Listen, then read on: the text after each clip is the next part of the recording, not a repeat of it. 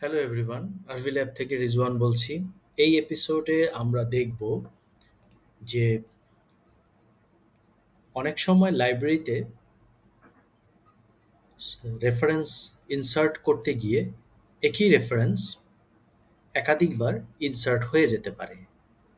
এখানে দেখুন এটি এবং এটি এই দুইটি রেফারেন্স একই রেফারেন্স দুইবার ইনসার্ট হয়ে গেছে। সেই ক্ষেত্রে করণীয় কি হবে?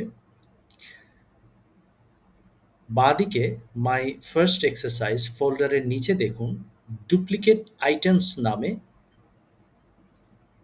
একটি বাটন আছে।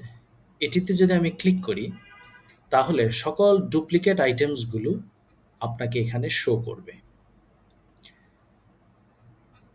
যদি ক্লিক করা হয় তাহলে সিস্টেম সেই ডুপ্লিকেট আইটেমগুলোকে একসাথে দেখাবে এবং এইখানে মার্জ টু আইটেমস একটি বাটন পাবেন। এখানে ক্লিক করলে সিস্টেম অটোমেটিক্যালি ডুপ্লিকেট আইটেমসকে রিমুভ করে একটি বানিয়ে ফেলবে।